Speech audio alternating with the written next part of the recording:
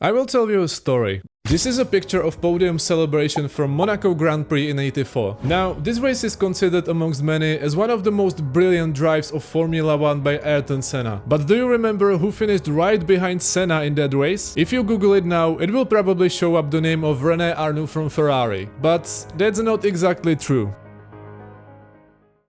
The man was called Stefan Bellof, and this Grand Prix was his only second in F1. Unfortunately, he was driving for Tyrrell, and in 1980s, Tyrrell wasn't the same title-winning team as they were in 1970s. Actually, it was much worse than that. They were the slowest team on 84 grid, mainly because they were the only team still using the old naturally aspirated Cosworth V8. My point is that the expectations from Tyrrell that year were really low. They simply weren't competitive at all. But luckily for them, on Sunday morning, the clouds went dark, sky shattered, and it was clear that this is going to be a wet race, and as we know, rainy conditions are great for underdogs to show up. When the lights went out, Bellof had a clean launch and he immediately picked a couple of cars ahead of him. While many other drivers spun or tried to not aquaplane their heavily overpowered machines, Stefan Bellof overtook his teammate, and by lap 10 he was already 9 in the race. People couldn't believe his extremely aggressive style of driving. He was battling with a car like a wild animal and quickly became famous for doing extraordinary overtakes on places where you really don't expect someone risking a collision. But that wasn't his prime yet, because after another 5 laps, his pace was consistently at least half a second quicker than Ayrton Senna, and he got himself to 5th. By lap 31, he reached 3rd place, and he was rapidly closing the gap on Senna by sometimes over a second per lap. Just saying again, in a car that could have had around 100 horsepower less and was objectively the worst car on 84 grid. It looked absolutely amazing for Stefan, but then unfortunately came the infamous red flag called by Jackie X. Anyway, the red flag meant that Alain Prost won the race with Ayrton Senna 2nd and Stefan Bellof 3rd.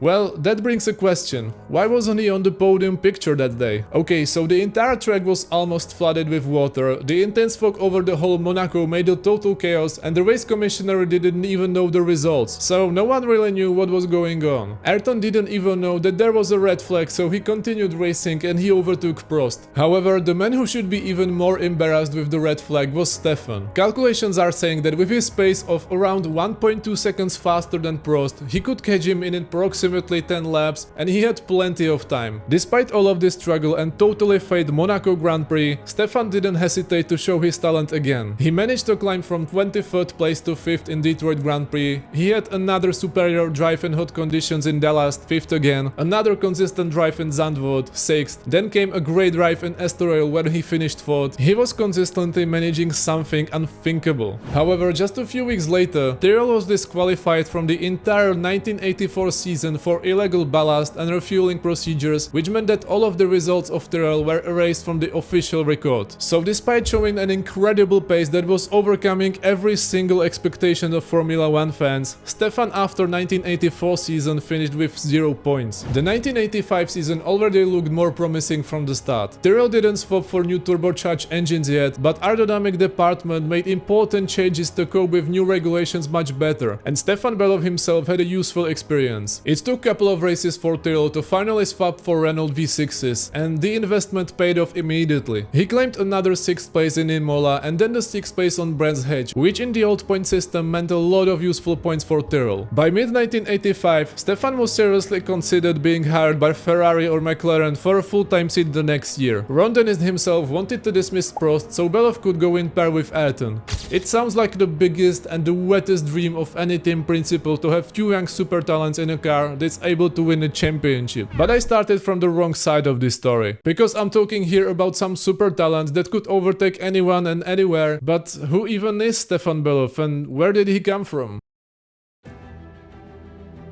He was born on November 20, 1957 in West Germany, which makes him 3 years older than Ayrton Senna. His father owned a motor repair shop and he supported his son's interest in racing from the very young age. And it totally paid off. From the moment Stefan first sat behind the wheel, it was quite clear that he hadn't just a natural talent for speed. Many people claim that they never saw such an aggressive style of driving. He steered quickly, forcing the car to go into oversteer, but managing to keep the machine on the very edge. It was a bit similar driving driving style of Max Verstappen or Fernando Alonso, but with an exception that Stefan loved oversteer. He entered the German Formula Ford 1600 series, and in 1980, despite limited experience, Stefan dominated, and in the first year he has won the entire championship. Unlike many of his rivals, Bellof's family didn't have any vast budget or deep-pocketed sponsors. The German youngster simply had an ability to extract performance from any machinery he was given. Following his Formula 4 success, Stefan's next step was the German Formula 3 in 81. He immediately stunned the paddock by being on the pace with experienced drivers 2 or 3 years older, and as a bonus he won multiple races. That same year, Stefan caught the attention of scouts and team managers outside of Germany. His performances in Formula 3 were enough to earn him a test drive with Maurer Motorsport from Formula 2. This was a crucial step for the youngster to be a step closer to Formula 1, but Formula 2 is completely different world. For majority of rookies, it's almost impossible to step into this series and being toe-to-toe with drivers a year or two more experienced. But Bellof wasn't just a normal driver. He has won a debuting race at Silverstone starting from the midfield and in the wet conditions. No one ever before achieved such a thing in the first race. In parallel with Formula 2, Stefan has also joined sports car racing in the World Endurance Championship, where he achieved something unthinkable. Again, during the qualifying for the 1983 Nürburgring 1000 km, Stefan drove the factory Porsche 956 around the Nordschleife in a time of 6 minutes and 11 seconds, beating the old record by astonishing 5 seconds and with an average speed of over 200 km per hour. Even much more experienced teammates of Stefan like Jackie X or Jochen Mass couldn't believe this lap, and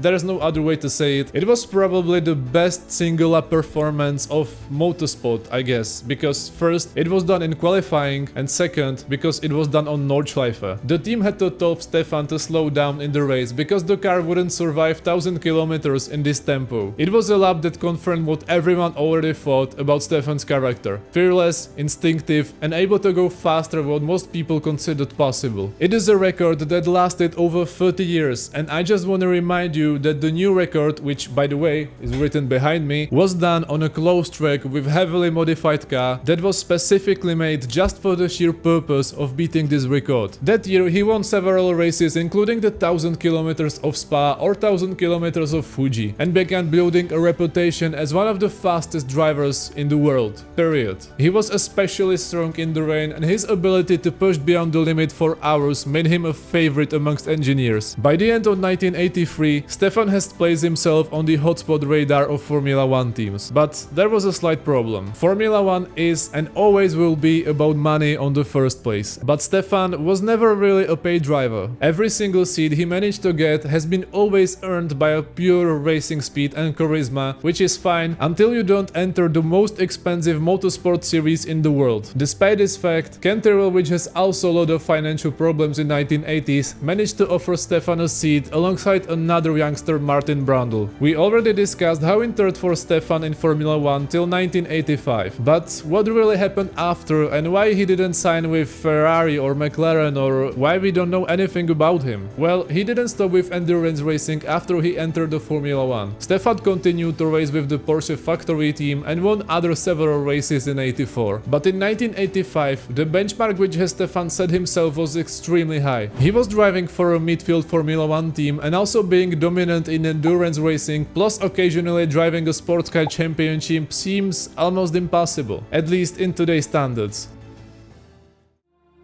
On the 1st September of 1985, during the Spa, the 1000 kilometers, he was driving for a private team, Brand Motorsport, in Porsche 956B. As the biggest paradox of the whole situation, he had a strong fight with Jackie X, who was driving for the factory Rothmans team. On lap 78, while attempting an overtake and the extremely fast Eau Rouge, Stefan made a contact with Jackie's car at approximately 270 kilometers per hour. It was not somehow huge or purposeful contact, but it was enough for launching Stefan's car into the barriers. Unfortunately, his monopost disintegrated and caught fire. Stefan has survived the crash itself, but shortly afterwards he died due to serious injuries which he made himself in the impact. Stefan Bellof will always be remembered as the biggest what-if of not just Formula 1, but the entire motorsport. His crash was also a reason why many F1 teams became cautious of letting their drivers to compete in other racing series. So there you have it.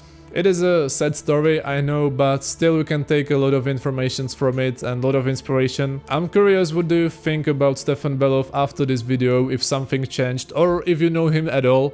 And yeah, thank you so much for watching and I guess have a nice day. Bye.